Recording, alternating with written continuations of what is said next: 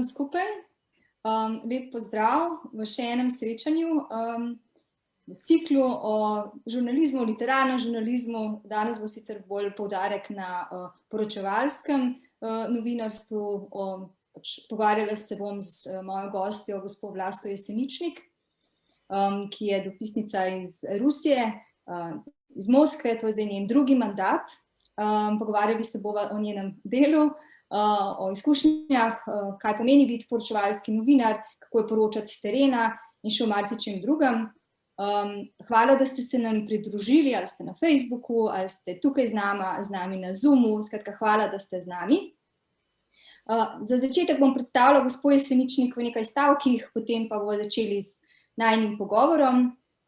Na koncu pa bo na voljo še nekaj časa za vaše vprašanja, misli, komentarje, torej če boste želeli kaj povedati, imamo tudi ta čas na razpolago. Torej, kot sem že rekla, Vlasta Jeseničnik je zdaj v drugo že dopisnica iz Rusije, je pa že kar dolgo v novinarstvu, približno 30 letja. Ne, Vlasta, to boste potem tudi pokomentirali, kako ste sploh prišli nekako v ta poklic, oziroma to, kar jaz vem, je, da ste že zgodaj začeli, torej pri 19 letih, kot mlajša dežurna v zunanji politični redakciji na Radio-televizija Slovenija, in v tej redakciji je potem Vlasta Jeseničnik tudi ostala. Torej v uredništvu zunanjih političnih oddaj je zaposlena od leta 1991, delala je tudi pri Studiu City, potem je odšla prvič v Moskvo kot dopisnica leta 1996, to so bila zadnja leta Jelcina in prva leta Putina. Potem je odšla v ZDA, tudi tam je nekaj let živela in poročala, pokrivala recimo izvolitev prvega temnopoltega predsednika Baracka Obame, potem iraška vojna je bila tudi v tistem času, potem se je vrnila v Slovenijo, vodila je TV Dnevnik, delala tudi vrsto zanimivih oddaj, potem pa nazaj v Rusijo leta 2013. No, je avtorica več odmevnih dokumentarnih televizijskih oddaj, mednarodna obzorja o Rusiji, ZDA, Ukrajini, Kitajski, Afganistan, poročala je tudi iz Afganistana, recimo o zlomu talibanskega režima, potem o vojni v Čečeniji, bila je tudi priča drami, tragediji v Besnanski šoli, kjer so čečenski teroristi, kot se spomnimo, lahko ubili okoli 170 otrok, potem poročala o katastrofalnem potresu na Haitiju, priključitvi Krima Rusiji, potem vojni na vzhodu Ukrajine in tako naprej. Edina Slovenka je tudi, ki je vstopila v vojaško oporišče Guantanamo na Kubi.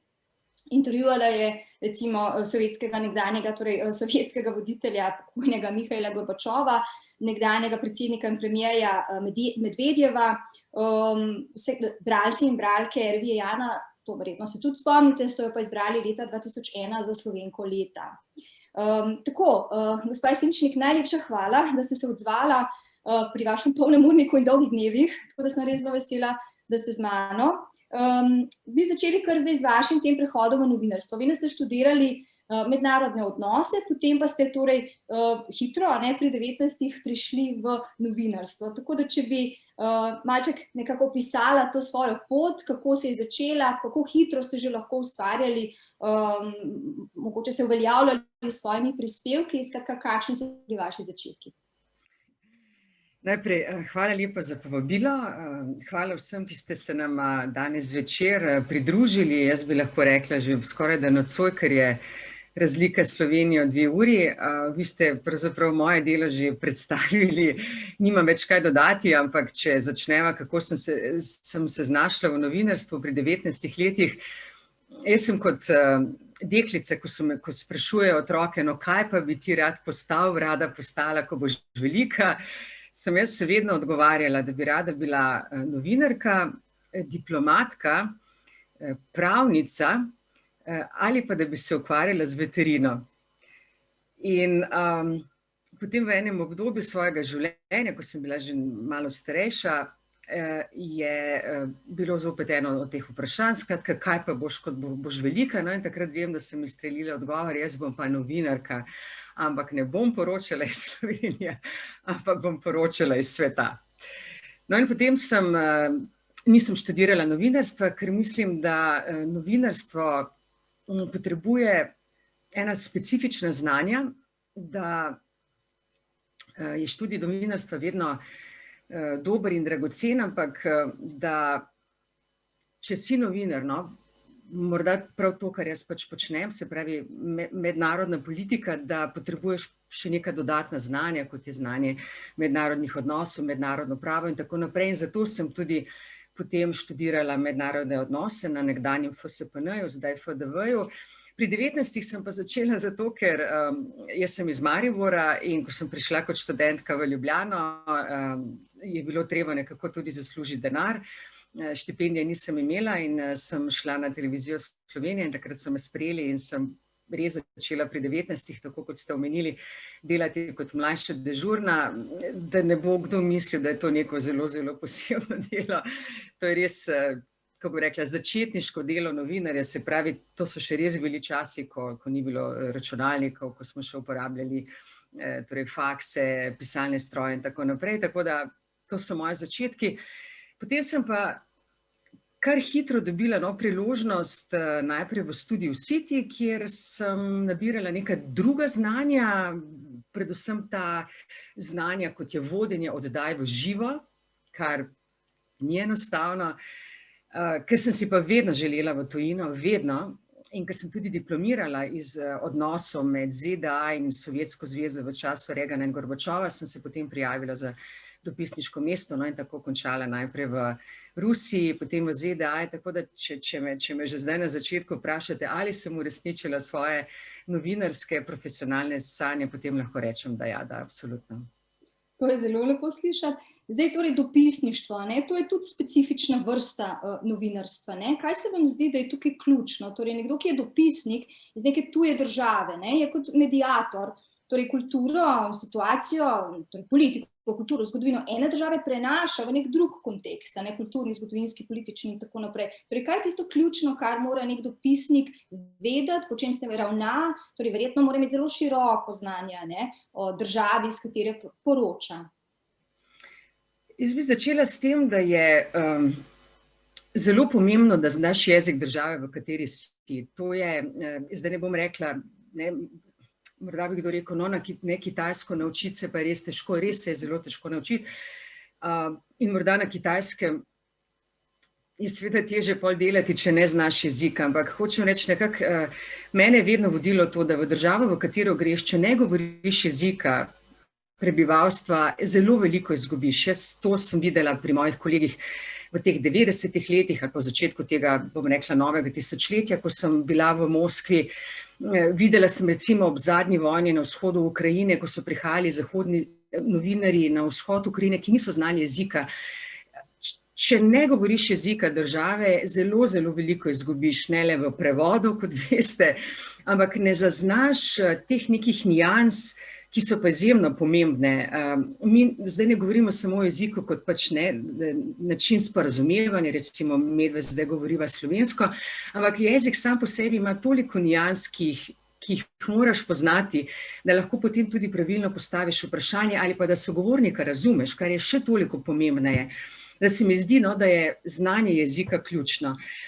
Pri nas, ki delamo kot mednarodni dopisniki, je seveda so pač ta znanja tudi specifična.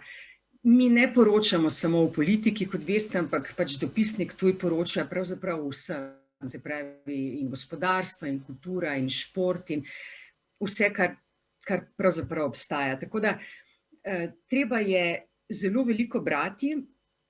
In ko se odpraviš v neko državo, se moraš vedno odpraviti z zelo veliko znanja že o tej državi, se pravi o njeni zgodovini, o njeni kulturi, o njenih prebivalcih in tako naprej. Tako da to so neke te stvari, ki v tej prvi fazi, ko prideš kot dopisnik, mlad ali starejši, vseeno, vedno je eno dopisništvo zate, prvo pa si star 40 let ali pa 30, kot sem bila jaz. Skratka, to so neka ta bazična znanja, bazične informacije, ki jih moraš imeti o državi. Torej, ko ste vi odšli prvič v Rusijo, ste znali rusko? Ja, jaz sem seveda se učila rusko že v Sloveniji, ampak ko sem prišla sem rekla, kako pa govorijo ti ljudje, me je bila čista groza, veste, prvi občutek za tujino, z Rusijo, ta prvi vtis, stopiti na Rdeči trg in pogledati na Kremelj in da neka groza, jaz ne razumem nič, ampak seveda potem sem se učila tudi tukaj in seveda se zelo hitro naučiš, ker potem takoj, ko začneš poslušati radio, brati časopise, gledati televizijo, v bistvu zelo, zelo hitro to znanje, za katerega si mislil, da nimaš, v bistvu je v tvoji glavi, samo imaš neke zavore in morda jezika ne uporabljaš, tako da potem seveda zelo, zelo hitro spregovoriš, se znajdeš, ne, v vodi moraš zaplavati in začneš govoriti rusko. Dobro, zdaj, če namenimo nekaj besed vašemu prvemu ruskemu mandatu in ga skušamo nekako primerjati z zdajšnjo Rusijo, verjetno se ti dve Rusiji kar razlikujeta ali ne? Torej, kaj se je zdaj zgodilo recimo od leta 96 pa do danes? Zgodilo se je marsikaj, ne? Ampak če bi lahko tako iz poročevalskega vidika in iz vašega osebnega vidika, ne, ker pač živite tam, orisali nekako te paralele med Rusijo tedaj in Rusijo danes.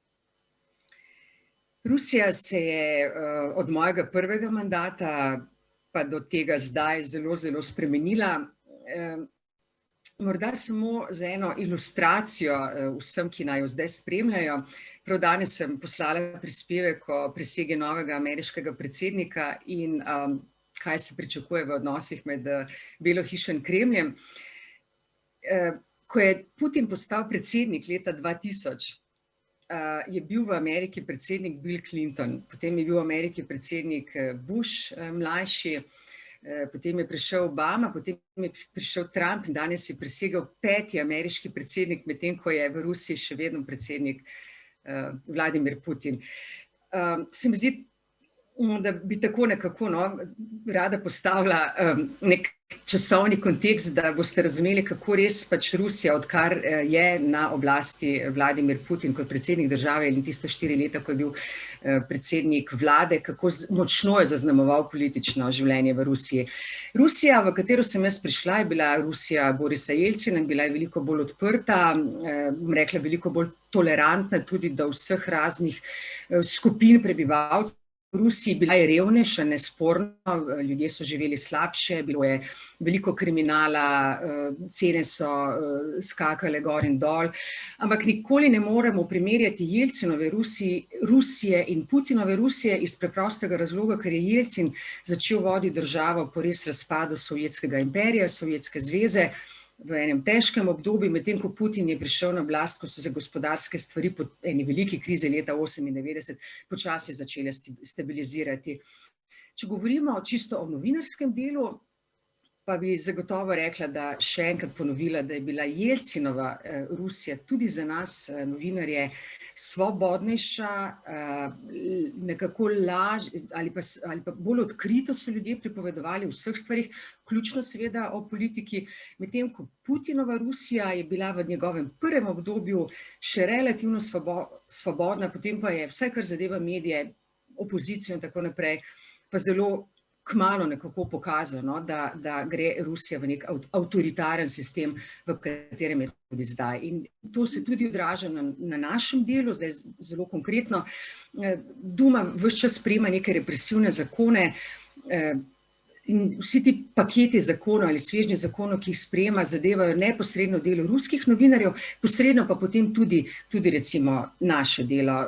Recimo en zelo konkreten primer, nekateri mediji tukajšnji, ki so financirani iz tujine, so se recimo morali registrirati kot tuji agenti in to oznako tudi morajo nositi in kadar o njih poročaš, moraš tudi povedati, da je nek medij tuj, recimo Radio Svoboda, Glas Amerike, tuj agent. Agent, prav ta beseda. Tako, prav beseda agent, ja. Sovjetsko. Torej Putin kot nek novodobni ruski car, ne, očitno. Tudi ko ne bo več predsednik, verjetno bo njegova moč še precej velika. Kaj menite?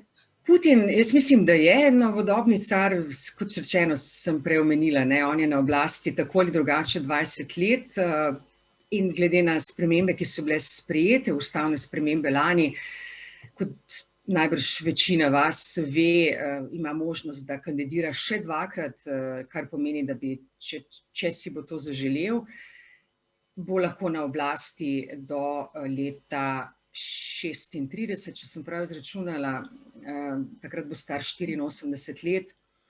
videli bomo, no, kako se bo odločil, ampak kadar je sistem postavljen tako, kot je pač postavljen ruski politični sistem, za zelo jasno tako imenovano vertikalo oblasti, ker se pač vse odločitve sprejemajo na vrhu, se pravi v Kremlju, skupaj za neko manjšo skupino ljudi, ki jim on zaupa, medtem ko Duma, se pravi njihov parlament, je bolj ali manj, kako bi rekla, izvrševalec nekih zakonov in sprejema te zakone.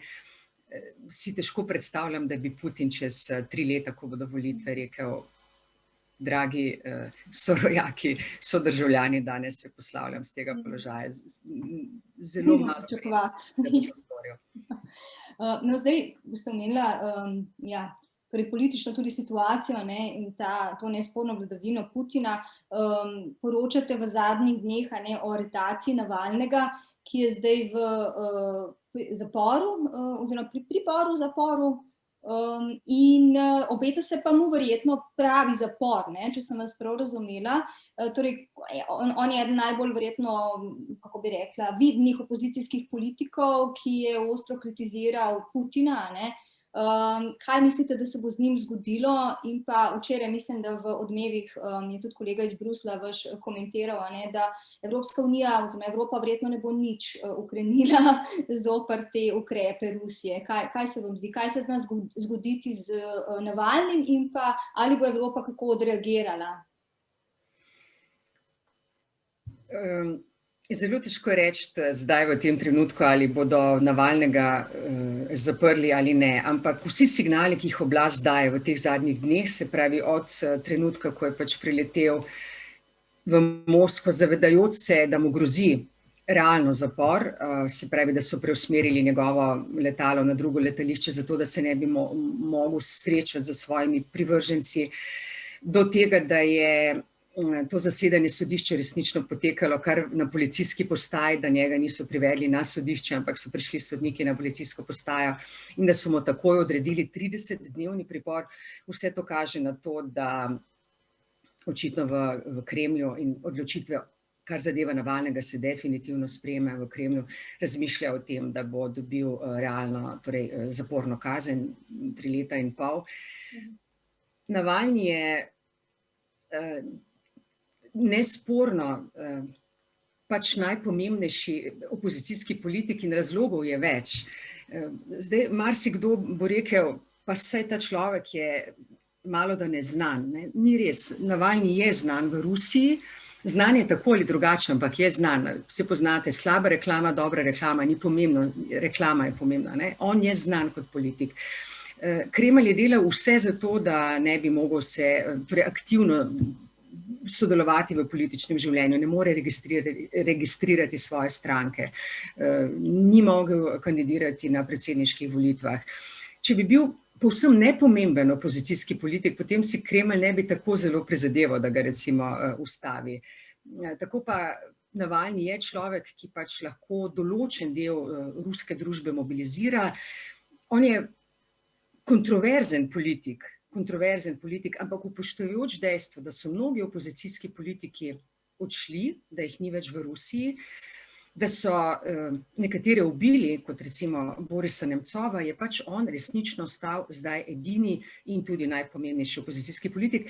Tako da zelo verjetno je, da se ga bo Kremelj, ki se pravzaprav požvižga na mnenje Zahoda, znebil na način, da ga bo dal v zapor. Ne bo prvi in ne bo zadnji, to so storili z več ljudmi, bo pa zagotovo po Hodorkovskem, se pravi tem naftnem mogotcu, ki je bil v zaporu 10 let, če bo končal v zaporu, nesporno najbolj pomemben oziroma najbolj znan politični zapornik. Evropa, ste me vprašali, ne, Evropa zaradi Navalnega ne bo uvajala sankcij proti državi, zagotovo ne proti Putinu, morda bo kaznovala tako, kot je do zdaj posameznike ruske, sicer pa se tudi v Evropi zavedajo, da pač zaradi Navalnega še bolj poslabšati odnosov z Moskvo nima smisla.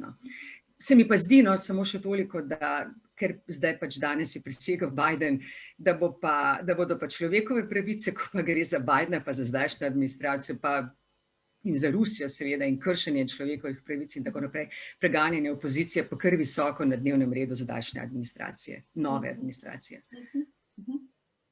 Dobro, zdaj bi šla pa še večkrat na Kubo, v Guantanamo. Ja, kako je uspelo priti v Guantanamo, kakšna je bila ta procedura in to, kar ste videli tam, ali vas je presenetilo, ali je bilo pač to točno to, kar ste pričakovali in pa ali je bilo poročanje oteženo, torej kakorkoli cenzurirano, nadzorovano?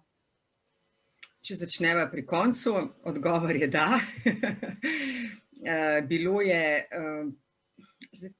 kako bi rekla, nadzorovano in cenzurirano, oziroma ne bom uporabila besede cenzura, čeprav verjetno bi jo celo lahko. Naše delo absolutno je bilo nadzorovano, ampak seveda morate razumeti, to je pač najbolj varovan ameriški zapor sicer najbolj varovan zapor v Ameriki, ki je pač na ozemlju Kube. Tam so zaprti ljudje, za katere pač ZDA smatrajo, da so jim najbolj nevarni, se pravi teroristični osumljenci.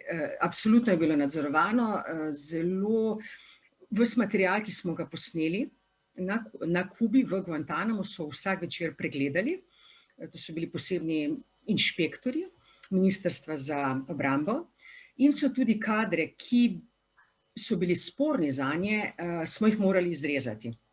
Tako da v tem smislu ja, cenzurirano, ampak hočem povedati, da ko si šel v Guantanamo, si tako ali tako moral podpisati poseben dokument, s katerim si se soglašal, da oni tvoj material pregledajo, tako da to ni bilo nobeno. Prišla noter, če ne bi podpisala tega. Če ne podpišeš, pač ne greš v Guantanamo. To je zelo preprosto. Priti v Guantanamo je bilo zelo težko, pač se pravi preverite Ministrstvo za obrambo, kdo si, kaj bi rad počel. Sej veliko možnosti tako ali tako nimaš, ker povsem jasno je, v zaporih je snemanje omejeno, ampak mislim, da so nam pač ameriške oblasti, ni nas bilo veliko v Guantanamo, tujih novinarjev, pravzaprav pokazale kar veliko, no? Od zaporov, tudi teh zaporov, kjer so res zaprti za ZDA najbolj nevarni ljudje. Drugače pa, ja, posebna procedura in delo je bilo absolutno nadzorovano. Anekdota, moram jo omeniti, se mi zdi taka simpatična. Jaz sem bila 2-krat v Guantanamo, to sem zagotovo edina Slovenka, ki sem bila tam 2-krat. Drugič sem bila z enim kolegom iz New York Timesa, ki je tako kot jaz podpisal ta papir, ampak ko smo se vračali, takrat so bili že ti majhni telefoni, pametni telefoni, si že lahko snemal na telefone. To je nekako absurdno tega našega novinarskega dela. Jaz se spomnim, sem šla na Guantanamo še s kar veliko kamero, on je bil tako ali tako časopisni novinar, ampak ljudje so prihajali tja, tisti, ki so lahko, seveda, to so možje, žene teh, ki živijo, Američanov, ki živijo tam, so vse lahko snemali z majhnimi telefončki.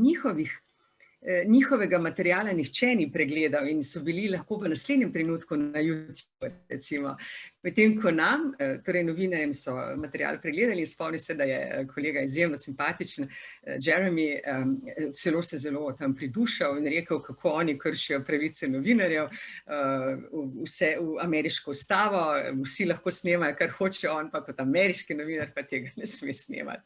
Tako da, ja, take so bile zgodbe. To je zelo paradoksalno, kot ste rekla, to je neko civilno novinarstvo, torej kdorkoli lahko karkoli da na splet, kadarkoli. Kadarkoli, točno to. To se mi je še velikokrat potem zgodilo in v Moskvi in v Ameriki, se pravi ti neki prostori, ki jih neka podjetja, Google recimo ali pa Facebook, recimo stojiš pred njihovim poslopjem, v Silicijevi dolini, oni smatrajo, da je pločnik njihov, se pravi, jaz kot novinar za kamero tam ne smem snemati, pride pa vsak Američan mimo, snema za svojim majhnim telefončkom in je ta isti material, kot sem že rekla, v naslednjem trenutku na YouTube ali pa zdaj na katerem koli družbenem omrežju. Takrat tega še ni bilo, čeprav počasi se je začel ta Facebook pa Twitter prebujati, ampak hočem reči, ja, ni več meja med našim, bom rekla, klasičnim novinarjem, novinarstvom dinozavrov, če želite zdaj, no? In tem novim novinarstvom, kjer pravzaprav so meje tako zelo zabrisane, da po moje tudi gledalci, zlasti gledalci več ne vejo, kdo je v resnici novinar, kdo je samo še bloger in tako naprej. To je problema, ne? Torej pri konzumiranju novica, ne? Torej kako prebirati med vso to poplavo raznih vesti, se v tem bomo tudi še kaj rekli. Ja, zdaj pa ta tragedija v severno-osetskem mestu, Beslan leta 2004, torej okoli 1300 ljudi je bilo zajetih, če imam prave podatke, umrlo naj bi 334 ljudi, od tega 172 otrok in 22 učiteljev. Vi ste se oglašali iz terena, vi ste šli tja in ste poročali iz terena, torej zanima me, to je strašna tragedija, to so grozovite verjetno zgodbe, podobe, torej kako se vi kot novinar, ki ste hkrati samo človek, torej odziva na te strahovite podobe, kaj vas nekako sploh še drži po konci, kako zdržite pravzaprav, oziroma kako se soočate s temi zgodbami. Zdaj povedala bi še to, da nekje sem prebrala vašo misel, kjer ste rekla, da vas zanima, torej ko poročate človeški element tragedije, se pravi zgodbe o posameznem človeku, o družini in tako naprej, se pravi tudi ta bolj neka subjektivna, intimna plat teh zgodb. Torej kako človek naredi neko objektivno poročilo, kako je sploh objektiven na prizorišču takšne velike tragedije. In pa če me pokomentirate, torej Beslan in potem še to objektivnost v poročanju. Zdaj, če začnem pri začetku vašega vprašanja, se pravi pri Beslanu. Beslan je bil, od Beslana je zdaj minilo torej 19 let, mislim, da že, mislim, da 19 let. Jaz do Beslana še nikoli nisem poročala o, kako bi vam rekla, sem poročala o terorističnih napadih. Bil je velik teroristični napad v Moskvi, ko so zajeli talce v gledališču na Dobrovki. Poročala sem o številnih terorističnih napadih na podzemnih železnicah, kjer so umirali ljudje. Ampak Beslan je bil, zato ker, že ko sem šla dol, prvi dan sem šla v Beslan, ker sem vedela, da so v šoli otroci, tam noter je bilo več kot 1000 ljudi in starši in otroci, in njihovi starši sorodniki, ker je bil to prvi šolski dan, to je izjemno pomemben dan v Rusiji, ko res starši spremljajo prvošolčke v šolo in nosijo rožice tovarišicam in tako naprej. Ko sem šla dol, veste, greš kot novinar, greš delati zgodbo in poročaš o tem. In jaz vem, da sem ta 3 dni, ko sem spremljala vse to, kar se je dogajalo, in vsak dan je bilo huje, ker vsak dan je bilo več ljudi okoli mene, ki so jokali. In vsak dan je izgledalo slabše, vsak dan smo nekako se vsi zavedali, da se ne bo končalo dobro.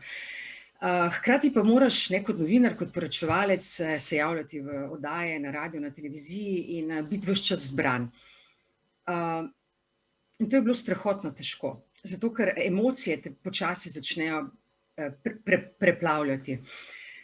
Moraš pa oddelati svoje delo. In jaz sem to naredila, oddelala tako, kot sem po najboljših močeh lahko. Mislim, da sem to že povedala v kakšnem intervjuju, vem pa, da sem se potem pa zlomila, ko sem zagledala prvega mrtvega otroka v krsti. Takrat se pa človek zlomi. In vem, da sem jokala in se nisem mogla ustaviti. In je res, da so me potem te podobe, se pravi otrok, pogrebov, na katere smo potem šli, res spremljali še dolgo časa. Ampak, veste, jaz potem sem še videla smrt. Tudi Haiti je bil recimo en tak travmatičen dogodek, ogromno mrtvih ljudi, mislim, več kot 200 000 in tudi tam so bila trupla na ulicah Port-au-Prince. Ampak nekako drugače dojemaš, ne vem, ali se boste strinjali z mano ali ne, smrt otroka, kot dojemaš smrt odraslega človeka. Tako da jaz Beslana, ne glede na to, pa če bo minilo 50 let, nikoli ne bom pozabila. Govorili ste vprašali ste me o objektivnem poročanju. Ste imeli v mislih objektivno poročanje ob tragedijah ali objektivno poročanje sicer? Verjetno ob tragedijah je težje, ne, držati neko objektivno držo, ne, neko distanco. Ker težko, da človek, tako kot ste rekla, ne, recimo sploh smrt otroka, ne, kako človek ne čuti, ne reagira na to. No, lahko nasplošno komentirate ali pa potem še posebej v primeru tragedij, naravnih nesreč, karkoli, ne. Tako kot sem rekla že na začetku, ne glede, kaj se dogaja okoli tebe in ne glede na to, kaj si ti o tem misliš, kako globoko te prizadene kot človeka, kot novinarja oziroma kot človeka te prizadene, moraš imeti distanco do vsega, ne. Jaz si lahko o političnem sistemu, dogodki, ki se odvijajo tukaj, imam svoje mnenje kot Vlasta Jeseničnik, ampak kot novinarka, dopisnica RTV-ja iz Moskve, pa skušaš biti vedno maksimalno objektiven. Pa če je to potem nekaterim poslušalcem, gledalcem všeč ali ne, potem odmevi so različni, ljudje pač različno reagirajo, tudi emocionalno na katere stvari, ki se dogajajo po svetu, vsak ima neko svojo predstavo o stvareh. Moje vodilo je res, karkoli si jaz o neki stvari mislim, osebno, resnično skušam obdržati distanco in resnično o nekem dogodku in poročati in seveda ga tudi komentirati potem objektivno. Objektivno pa pomeni, da pridobivate informacije z različnih virov in potem si ustvarite neko celovito sliko, ali kaj za vas pomeni objektivno poročati? Absolutno potrebuješ zelo veliko virov, z obeh strani, če želite, ali pa več strani, odvisno koliko strani vpleteni v nek dogodek, ampak ja, absolutno veliko informacije. In v začetku ste me vprašali, znanje jezika je potem zelo pomembno, ker izgubljati informacije v prevodu ni nikoli dobro. In še nekaj, nikoli ne veš, tudi pa če imaš najbolj odličnega prevajalca ob sebi, kako razume on neko situacijo, kako jo pa razumeš ti, če govoriš jezik. To je res, ja.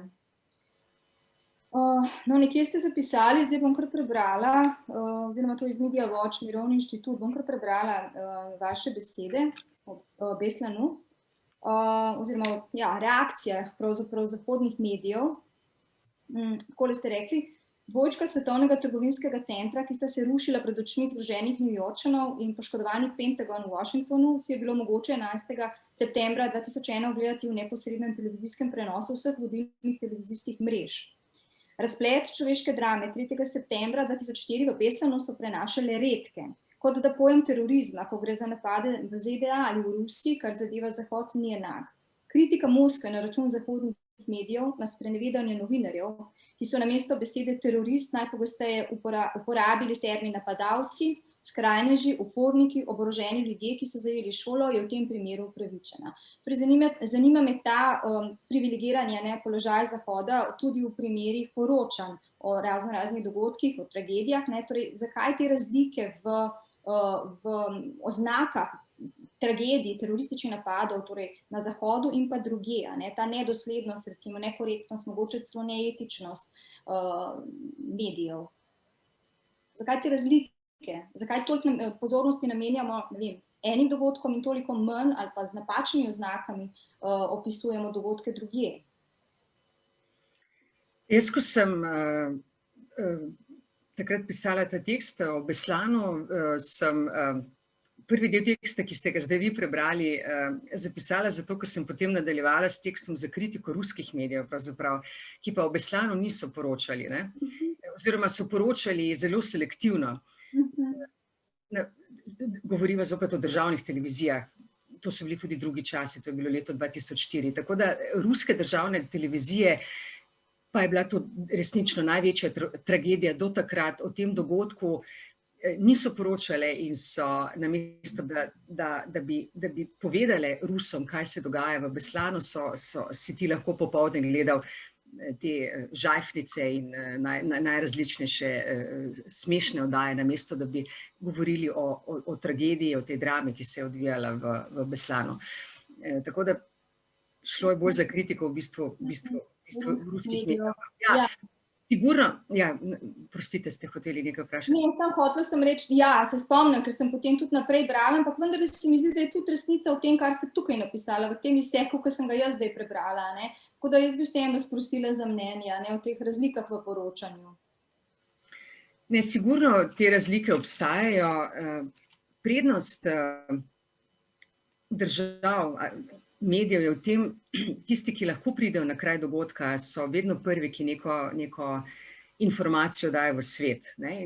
Prvi so nekoč prihajali, ampak tudi to se je zdaj že spremenilo, veliki mediji, močni mediji, mediji, ki imajo veliko denarja. Poglejte, sirska vojna, v sirski vojni so bili tudi veliki mediji, ampak v sirski vojni, vsi vemo, smo veliko materijala dobivali od ljudi, ki živijo v Siriji in so pošiljali ta isti material preko najrazličnejših družbenih omrežij, tudi slikovni material in tako naprej. Drugače pa ja, razlike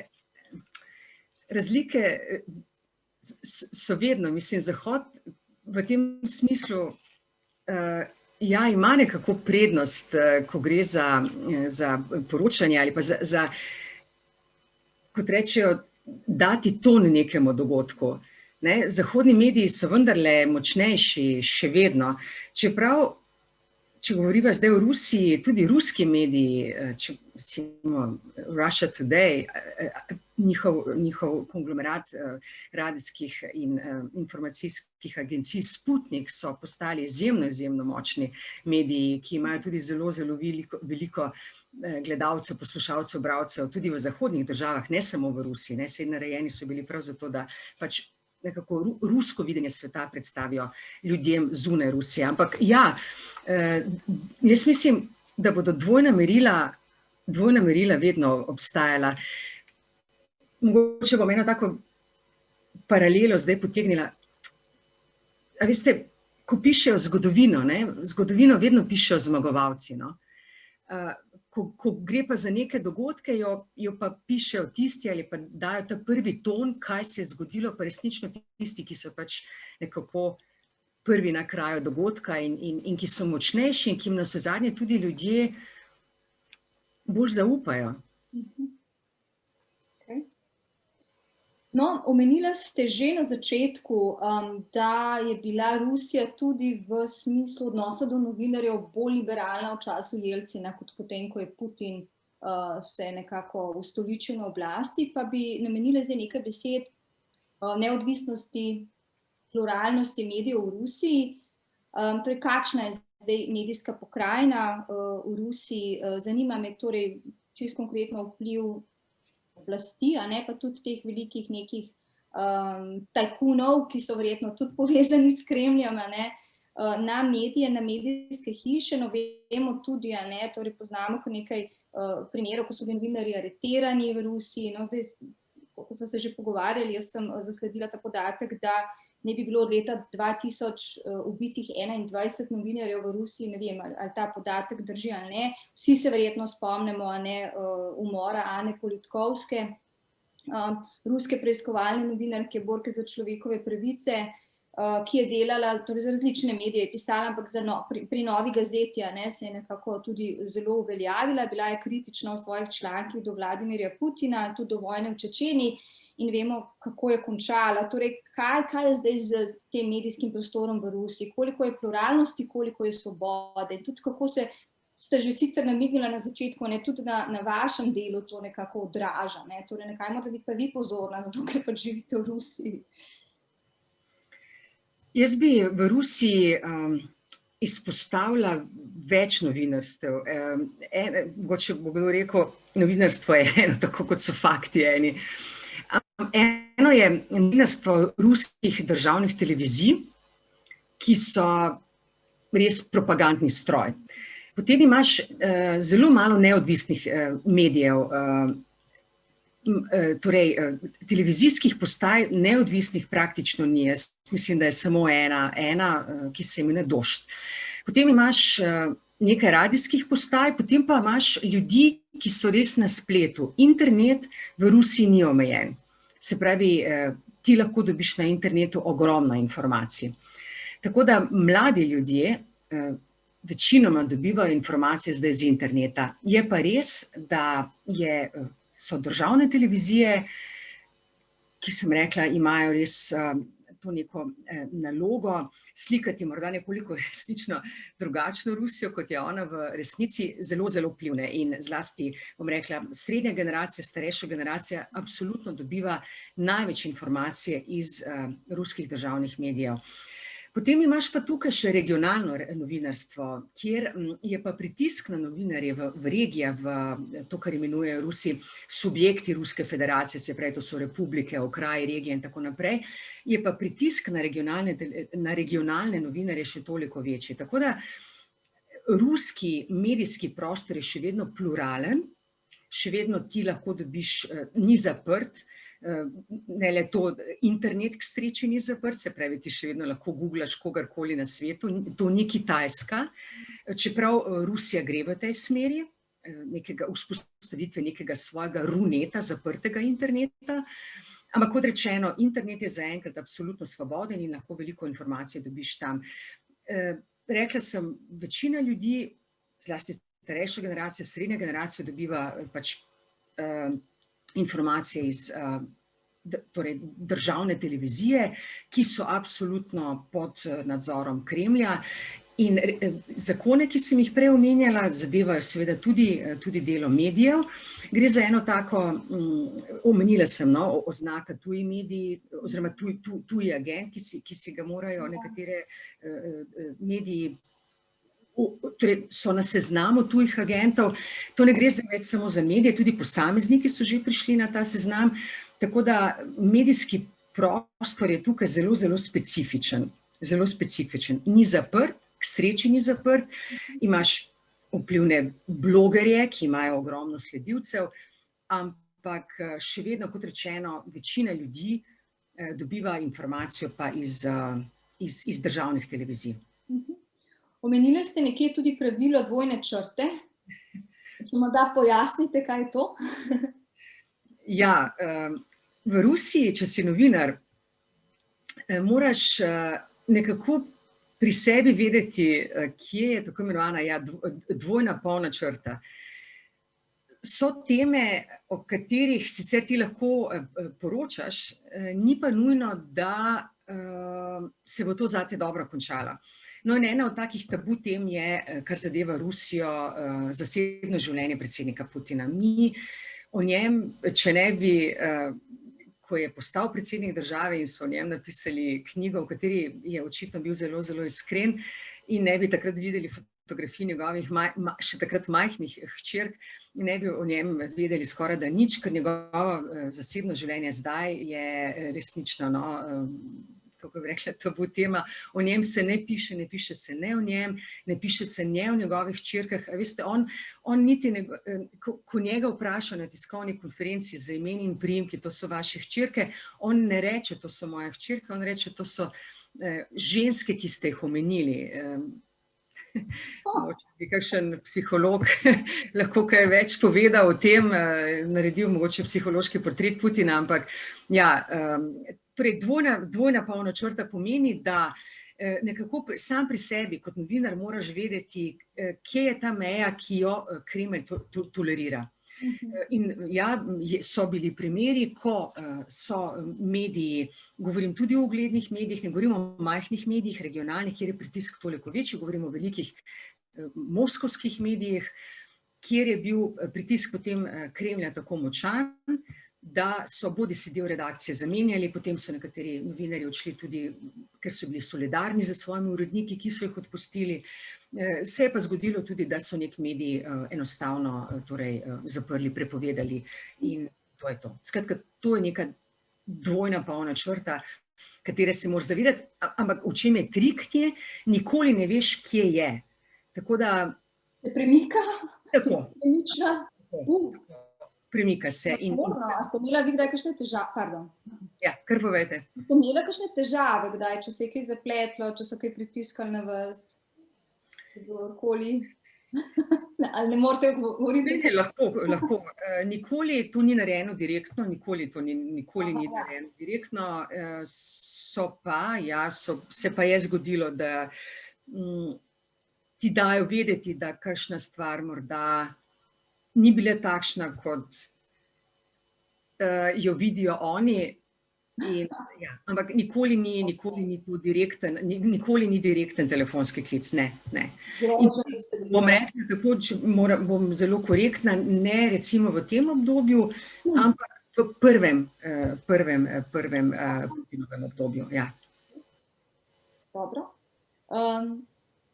Vi kot novinarka, kako iščete zgodbe? Zdaj, nekatere zgodbe preprosto se zgodijo, in pač odreagirate na to. Sicer pa, ste ves čas na preži, hodite po svetu z zelo široko odprtimi ušesi oziroma očmi in ušesi. Poslušate, gledate, opazujete, kako iščete pravzaprav zgodbe, kako nabirate svoje zgodbe? Vi ste že v tem prvem delu omenili, da jaz rada delam zgodbe o malih ljudeh in res je, jaz rada delam zgodbe o malih ljudeh. Jaz mislim, da se povprečen človek nekako, ne glede kje na svetu živi, lažje identificira z, tako zdaj grobo zveni to, kar rečem, povprečnim človekom, ampak vsi imamo neke težave, pa je potem na tej ravni nekega običajnega človeka lažje razumeti težave nekega drugega običajnega človeka, ne vem, v ZDA ali v Braziliji ali v Rusiji ali na Kitajskem ali kjerkoli drugje. Se mi zdi, da se mi, pogojno rečeno, navadni ljudje, zdaj bom rekla navadni, ker nismo politiki, enostavno lažje identificiramo potem z nam podobnimi ljudmi na drugem koncu sveta. Tako da jaz resnično, jaz rada delam zgodbe o malih ljudeh, ker ti zelo, zelo veliko lahko povejo o državi, hkrati pa se preko njih mi sami, kjerkoli pa smo že, ali prepoznamo v nekih njihovih zgodbah, ali pa ne. To so te male stvari, ki družijo, se mi zdi, prebivalce vsega tega sveta. Tako da jaz, seveda mi je zanimivo delati tudi pogovore z pomembnimi ljudmi, ne vem, politiki, ki svet vidijo drugače, umetniki, športniki, z ljudmi, ki so nekaj dosegli v življenju z lastnim trudom in tako naprej. Ampak majhni ljudje so mi blizu. Razumem. Ampak ti majhni ljudje, pogojno, kot ste rekla, pogojno rečeno majhni, navadni, pogojno rečeno, so zgovorni ali pazijo, kaj vam bodo povedali? Odvisno, o čem z njimi govoriš. Odvisno, o čem z njimi govoriš. So teme, ki so morda zdaj,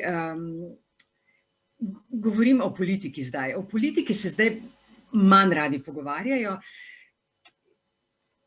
Rekla sem vam že, Jelcinova Rusija je bila drugačna, Putinova zlasti, zdaj bom rekla Putin 4 že, ker je 4. njegov mandat, je drugačna. Ampak zakaj je tudi tako zelo drugačna? Zato, ker so se odnosi ravno zdaj v teh zadnjih 7-8 letih resnično močno zaostrili z Zahodom in Rusija resnično funkcionira kot ena taka oblegana trdnjava in tako je tudi, zdaj se bom pa vrnila k državnim medijem, tako je želijo tudi državne televizije prikazati. Torej nekje je grozen Zahod in prav zdaj v teh dneh slišimo tega tudi zelo veliko, ker letos bodo v Rusiji parlamentarne volitve jeseni in očitno že pripravljajo volivce na morebitno vmešavanje Zahoda v ruske, torej dumske volitve.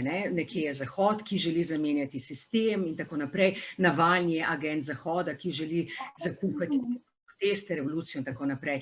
Skratka, državni mediji so že začeli počasi pripravljati ljudi na ta dogodek. Tam je nekje Zahod, ki pa želi to Rusijo spremeniti. Tako da v tem smislu ljudje, ko govoriš o politiki, so zagotovo previdnejši, kot so bili pri Borisu Jelcinu, ko je on vodil Rusijo. In tudi verjamejo torej temu nagovarjanju oziroma temu dopovedovanju, kakšen namen, kakšno vlogo ima Zahod, se pravi, da gre za Rusijo in potem te druge, torej Zahod, ki želi škodovati, a dve verjamejo temu, torej da je Zahod takšen? Zopet odvisno, s kom se pogovarjate. Omenila sem že mlajše generacije, ki so sicer Putinove generacije, ker ne poznajo drugega predsednika kot Putina, ampak vendarle zanje je ves svet odprt, oni dobivajo informacije z interneta, oni gledajo na to drugače. Starejši kot so ljudje, bolj verjamejo temu, kar govorijo državni mediji. Ja, zdaj smo še v pandemiji, seveda, tudi zadnjič smo se mi o tem pogovarjali, ko smo imeli privat pogovor po telefonu. Zanima me torej vaš občutek, vaše mnenje, kako se Rusija spopada s pandemijo, kako se je spopadala, kako se spopada danes. Potem beremo tudi o ruskem cepivu, torej prvi na svetu bi Rusija nekako prišli do cepiva. Če se ne motim, Sputnik 5, kako je že? Sputnik V kot Victory, tako ga predstavljajo, ja. Sputnik V, torej prvi na svetu in torej s tem cepivom se cepijo v Rusiji in še, mislim, da tudi v Srbiji, pa verjetno še kje, imajo to rusko cepivo. Torej, zdaj pa še neko novo cepivo sem ravno danes brala, Epivac Corona, ki ne bi bilo pa celo na podlagi torej, teh kliničnih testiranj 100% učinkovito. To so izjemni dosežki iz Rusije. Torej, kakšno je stanje v Rusiji, kar se tiče pandemije, cepljenja, kako poteka cepljenje. In pa tudi to sem malo razmišljala potem, zakaj, ker se mi zdi, da je malo skepse na Zahodu, recimo, da če zelo posplošiva do ruskega in tudi kitajskega cepiva, ki ga pa tudi imajo v Srbiji, če se ne motim. Rusi imajo zdaj na voljo dve cepivi, ki ste omenili, Sputnik in Epivac Corona, bodo pa predvidoma februarja registrirali še tretje cepivo, ampak Sputnik je prvo, ki so ga Rusi prvi registrirali, z njim se cepijo Srbija, Belorusija, Kazahstan, nekatere druge države, poslali so ga v Južno Ameriko. Za številkami je v Rusiji vedno problem. Če začneva, kako so se lotili boja proti epidemiji, bi rekla, da dobro, Rusi so takoj zaprli državo in Rusija je še vedno zaprta. Recimo jaz lahko iz Rusije grem, imam pa strašne težave, če želim v Rusijo priti nazaj, tudi kot novinarka, ker je Rusija zaenkrat popolnoma zaprta. Tako da v tem smislu, ko so zaprli te ogromno državo, v katero je pa virus prišel ne iz vzhoda, kot bi mislili, iz Kitajske, ampak iz zahoda, ker so se vračali turisti ruski iz zahodnih držav, iz Italije, Nemčije, Francije in tako naprej, tako da virus je prišel v Rusijo iz zahoda. Lotili so se dobro. Problem ruski je bil, da seveda tako kot večina držav, nihče ni pričakoval, da se bo pandemija tako hitro razširila in v takih razsežnostih. In oni so isto imeli probleme in z številom postelj, zlasti v regijah. Vedno, ko jaz govorim o Rusiji, vedno govorim, eno je 12-milijonska Moskva, ki je zagotovo ena najbolj razvitih in sodobnih svetovnih prestolnic. Drugo so ruske regije. To moramo vedno ločiti. Če boste vi prišli v Moskvo, zboleli v Moskvi vam bodo tukaj absolutno pomagali in bodo uporabili najboljše naprave, ki jih potrebujejo v medicini in tako naprej. Drugo so regije. Problem Rusije je, da, veste, to je še nekako ostanek sovjetskih časov. Majhna laž, pa malo večja laž, pa statistika. Oni so resnično v regijah ravno zato, da guvernerji ne bi izpadli slabo, torej da se ne znajo boriti z epidemijo, so te številke prikrojevali v številnih regijah, zlasti številke o smrtnih žrtvah. Zato, če si ti sledil te grafe in videl, da je v neki republiki graf pravzaprav ves čas enak in da vsak dan umre samo en človek, kar je statistično gledano nemogoče, veš, da pač te regije so sporočale napačne podatke. Oni imajo nekako dve tabeli, dve statistiki. Eno je statistika operativnega štaba za boj proti koronavirusu. To je vladni štab, v katerem so ministri. Ta sporoča dnevno številke na osnovi obdukcij. Se pravi, če je obdukcija pokazala, da je človek umrl zaradi covida, se to šteje kot smrt od covida. Konec lanskega leta so prišle v javnost trikrat višje številke, ker seveda je statistični urad ruski zbira podatke iz vseh regij, kjer potem ni samo obdukcija tista, ki je merilo za to, ali je človek umrl zaradi COVID ali ne, ampak tudi pridružene bolezni, ampak ker je COVID bil razlog, da je človek, ki je imel, ne vem, težave s srcem, potem umrl, se tudi to šteje potem zraven. Tako da te številke so pa res bistveno višje. Glede te skepse vaše, oziroma ste omenili, zakaj Sputnik tako in pač zahodna cepiva drugače. Problem Rusov je bil v tem, ne toliko, da so pohiteli, ampak resnično, ko so oni rekli, mi smo registrirali cepivo, oni niso opravili te tretje faze testiranja, ki se testira cepivo na 40.000 ljudeh. In oni so potem ta proces opravili paralelno in zato tudi ta velika skepsa do Sputnika. S katerim se boš cepil, pač vsak se verjetno odloča zase, pač Zahod se bo cepil z zahodnimi cepivi, tukaj se tako ali tako ne moreš cepiti z zahodnimi, ker jih niso registrirali v Rusiji in se ljudje cepijo z Sputnikom. Se pa lahko s Sputnikom cepimo tudi mi, ki smo tukaj, torej in tuji novinarji in tujci, ki živijo tukaj. Niste pa na prednostni listi, če ni na tej listi. Nismo na prednostni listi, tudi rekla sem problem Rusije, vendarle so te številke, pač te so vedno nekoliko prekrojene in tudi zdaj, ko se govorijo, koliko ljudi je že bilo cepljenih, so eno podatki, ki prihajajo zopet iz regij, ki so bistveno nižji od tega, kar pač prikazujejo recimo uradne oblasti. Ja, zdaj pa še nekako ne moramo se izogniti temu, da ne bi šli še v ZDA. Danes, torej dan inauguracije, Josepha Bidena, ki je prisegel kot 46. predsednik. Vi ste tudi tam živeli.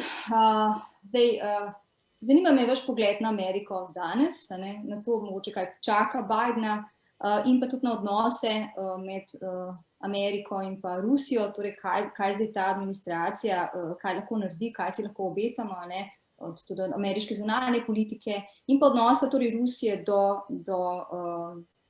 ZDA.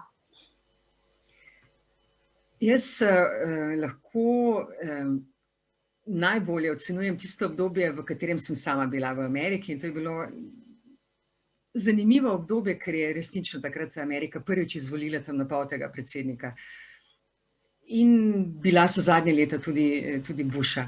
Tako da spremljam še vedno Ameriko, če želite tudi preko Rusije, ker vendarle odnosi med Washingtonom in Moskvo so seveda poleg odnosov z Pekingom nekako krojijo, bom rekla, vso mednarodno politiko še vedno. To so pač neke tri države, ki so zaradi različnih razlogov, vendarle še nekako najpomembnejše, ene zaradi gospodarske moči, ene zato, ker so in gospodarsko in vojaško močne, ene zato, ker so vojaško močne, imajo še jedrske rakete in tako naprej.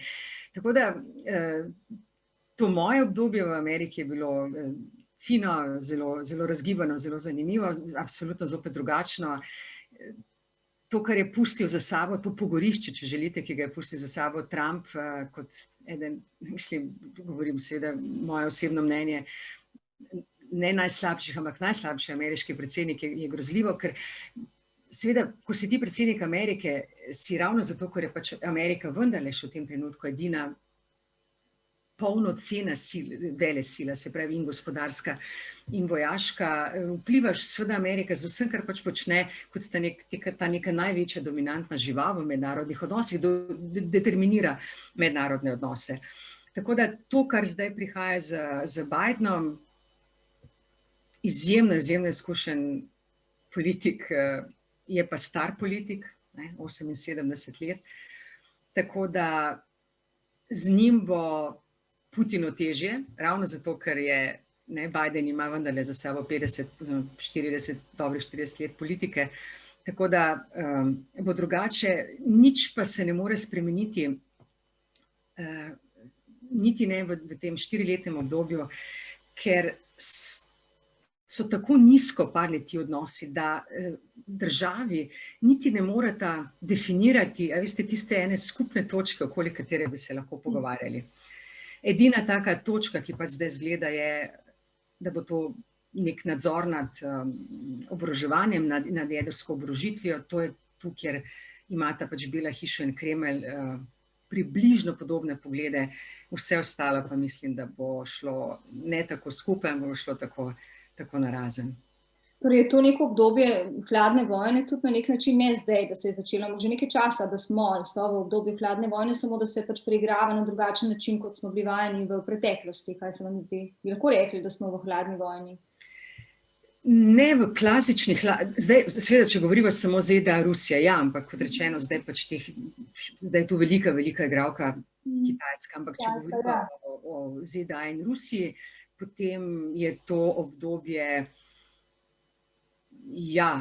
hladne vojne, ampak zopet seveda ne te, kot je bila klasična, tudi zaradi tega, ker se jedrskih raket druga na drugo ne boste spuščali, ampak pač politika ruska je začrtana, 20 let Putina in Rusija se ne bo spreminjala, Rusija se ne bo prilagajala. To je to.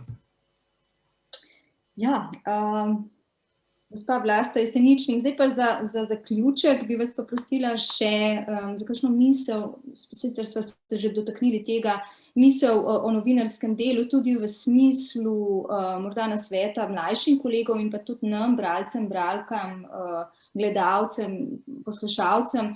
Torej, to smo že omenili, torej s tem razrastom tehnologij, z razrastom socialnih omrežij, s poplavo nekih novic, kdorkoli lahko piše o čemerkoli in objavi kjerkoli. Kako, torej, ali se vam zdi, da ste novinarji ali pa mediji izgubili na svoji kredibilnosti ravno zaradi te poplave vsega in da se mi kot potrošniki težko prebijamo skozi to množico informacij, torej kako priti do neke kredibilne informacije in poslanic, recimo, bi lahko dali mlajšim kolegom, oziroma napotek, kaj vas vodi, Ste že rekla, torej neka objektivnost, torej čim več virov, čim več informacij, iz katerega se sestavi potem neka kompleksna pravzaprav slika neke situacije.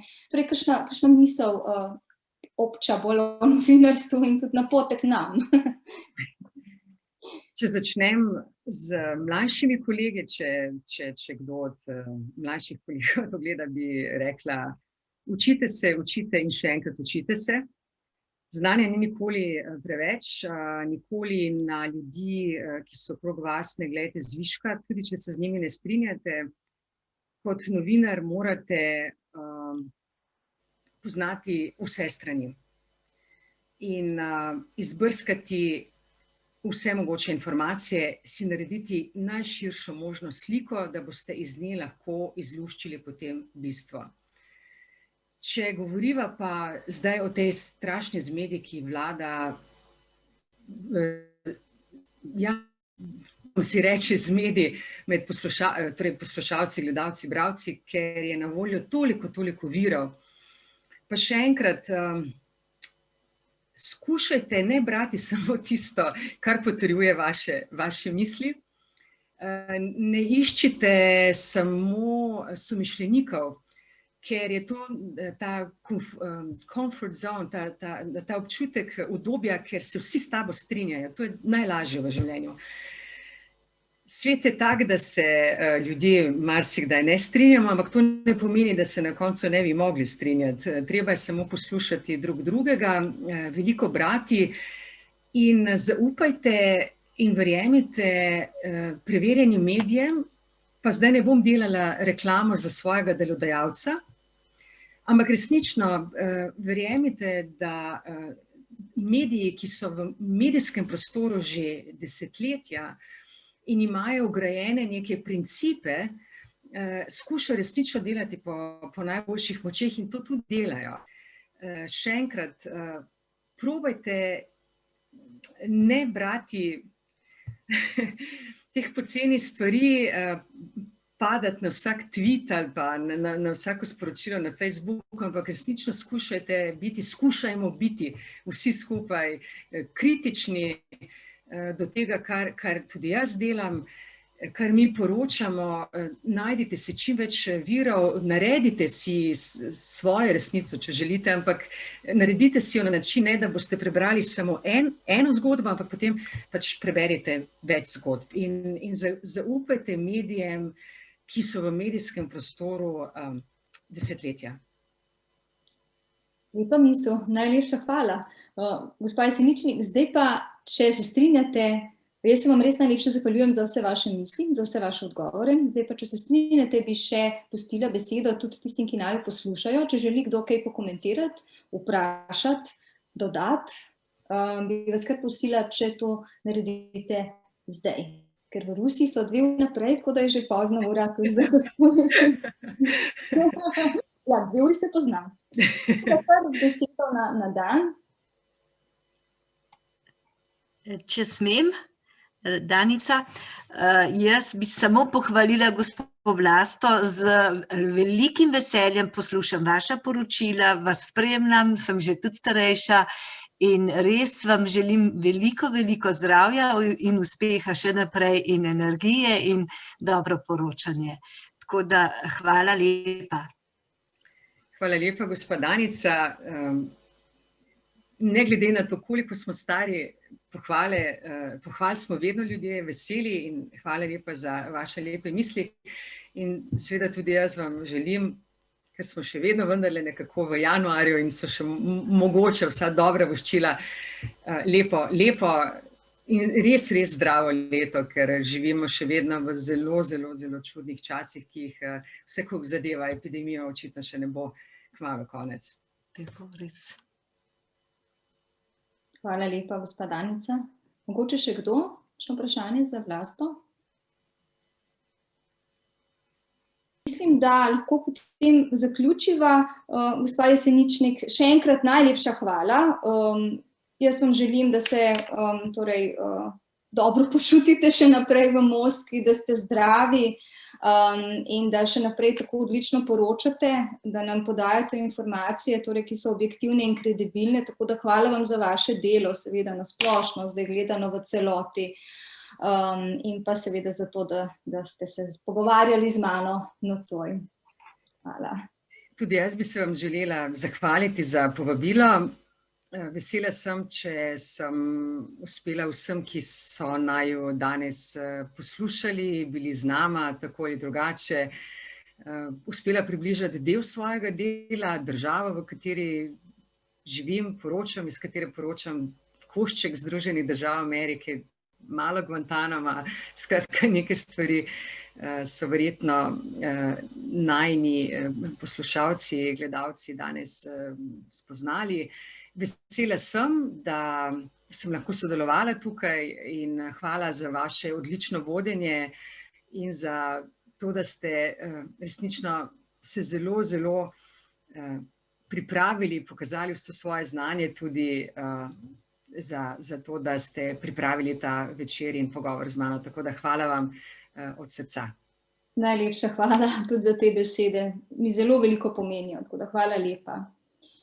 Prav, jaz se vsem zahvaljujem še enkrat, vam želim lahko noč in pa veliko zdravja. Seveda pa se vidimo potem prihodnji mesec, ob torkih, ja, v torek. Gotovo. Lahko noč. Nasvidenje, lahko noč. Nasvidenje. Imamo še v chatu en komentar. Spodaj. Aha. Pravi Tanja, odličen pogovor, srečno in zdravo vsem. Najlepša hvala, res, gospa še enkrat. Hvala vam. Hvala vam. Da niso bili predolgi, da ste, mislim, da vas nisem preveč utrudila. Ura je 15:08. Ne, v redu, ne, noben problem. Hvala lepa. Hvala res vam. Imejte se fino, imejte se dobro, pa se ujameva še, upam.